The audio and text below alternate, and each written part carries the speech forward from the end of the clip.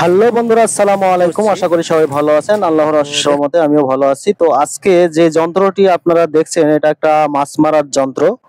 তো এই যন্ত্র দিয়ে কিভাবে মাছ মারে, তো আমার বাবা এবং আমি দুইজন মিলে, এগুলো কিন্তু আমাদের অনেক আগের কেনা। তো যেহেতু এগুলো মাছ মারার পরে রেখে দিলে 1 বছর থেকে যায়, তো এগুলো অনেক সময় ভেঙে যায় এর খিলগুলো। তো এগুলো মেরামত করছি।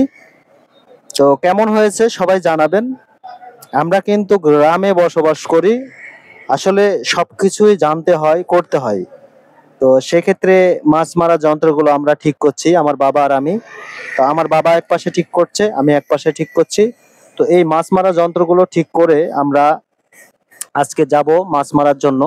তো কোথায় মাছ মারবো এবং কিভাবে সেটা মারবো, সম্পূর্ণ ভিডিও থাকছে আমাদের এই ভিডিওতে। তো শেষ পর্যন্ত আপনারা দেখবেন। তো আসুন।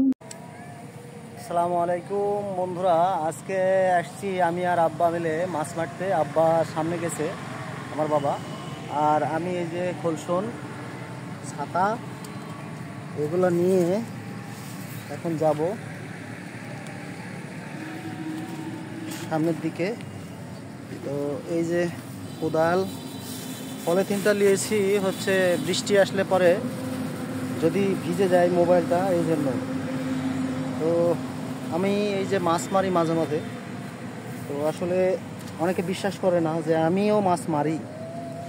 তো এটা দেখানোর জন্যই আজকে ভিডিও করছি।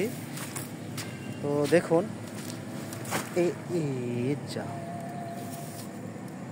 তো অনেকে এই জিনিসটা বিশ্বাস করে না যে আমি মাছ মারতে পারি, ঠিক আছে। তো আজকে আপনাদেরকে দেখাবো যে আমাদের অঞ্চলের খোলসুন দিয়ে কীভাবে মাছ ধরা হয় আর সেটা কিভাবে লাগানো হয়। তো সাথে থাকবেন। খুব কষ্ট হচ্ছে, কারণ আমার বাবার কাছেও 2টা খোলসুন ছিল,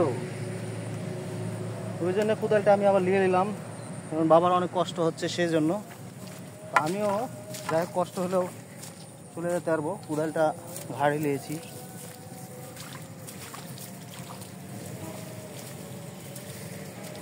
এই যে জঙ্গলের ভিতরে, আমরা যারা গ্রামে বসবাস করি অবশ্যই সবাই জানি যে আমরা যখন কোথাও মাছ মারার জন্য যাই, সর্বপ্রথম আমাদেরকে নির্ধারণ করতে হয় কোন জায়গায় মাছ মারবো, জায়গাটি কেমন হতে হবে, আর কোন যন্ত্র দিয়ে মাছ মারবো।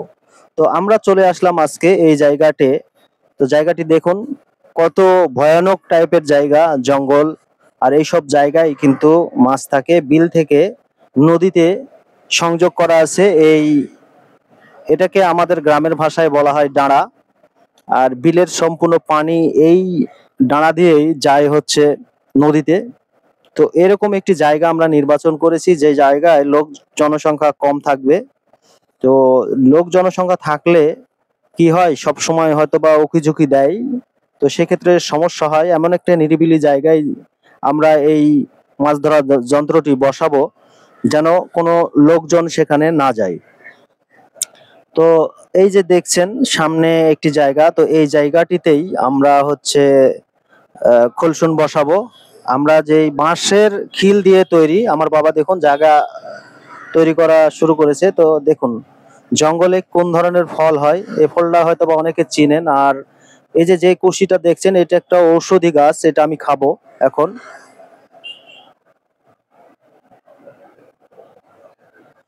তো এই গাছ সম্পর্কে কেউ কি জানেন?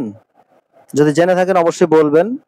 তো দেখুন আমার বাবা অলরেডি কাজ শুরু করে দিয়েছে। তো আমিও এখন একটু ভিডিও করে আমিও হচ্ছে কাজ শুরু করে দেব।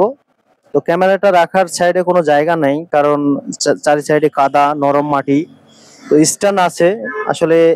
তো আমি আমার বাবাকে বললাম যে এখানে প্রচন্ড স্রোত, এখানে এই মাছ ধরার যন্ত্রটি লাগানো যাবে না। সাইডে একটি জায়গা আমি দেখে এসেছি, ওই জায়গায় লাগাতে হবে। জায়গাটি ছোট জায়গা, পানি একটু কম আছে। তো এই যে দেখুন এই জায়গাটি। তো আমি যখন কাজ সম্পন্ন প্রায়, সেই সময়তে আপনাদেরকে ভিডিও করে দেখাচ্ছি। ওখান থেকে উঠিয়ে নিয়ে এসে এখানে এই মাছ ধরা যন্ত্রটি বসিয়েছি। তো একটু কাজ বাকি আছে, সাথে থাকুন, দেখুন।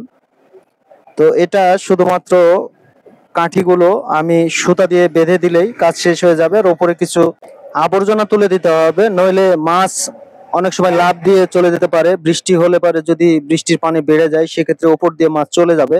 সেজন্য এই জায়গাটি সুন্দর করে বেঁধে উপরে কিছু জঙ্গল তো উঠিয়ে দিব। আপনারা বুঝতে পেরেছেন কিনা জানি না, আমার মোবাইল স্ট্যান্ডটি কিন্তু কাদার উপরে পড়ে গেছে। তো বন্ধুরা, পরের দিন সকালবেলা চলে আসলাম এই আমাদের মাছ ধরার যন্ত্রটি ওঠানোর জন্য। তো দেখুন, পরিশ্রম করলে যে তার ফল ভালো হয় সেটাই এর প্রমাণ। আমরা অনেক পরিশ্রম করে এটা লাগিয়েছিলাম পানির মধ্যে। তো দেখুন, বিভিন্ন ধরনের মাছ কিন্তু এখানে পড়েছে। তো দেখুন, পুঁটি মাছ আর বিভিন্ন ধরনের মাছ আর কি। তো এই মাছগুলো কিন্তু অসাধারণ স্বাদ হয়, কারণ এগুলা বিলের বিভিন্ন পোকামাকড় বা অথেন্টিক খাবার খেয়ে এরা কিন্তু বড় হয়। তো বন্ধুরা, ভিডিওর শেষ প্রান্তে চলে এসেছি। তো স্বাভাবিকভাবে আপনি যখন যারা মাছ মারে, মাছ মারার শেষে যখন মাছ পাই প্রচুর আনন্দ হয়। তো আমি প্রচুর আনন্দ পেয়েছি, মাছ পেয়ে খুব ভালো লাগছে।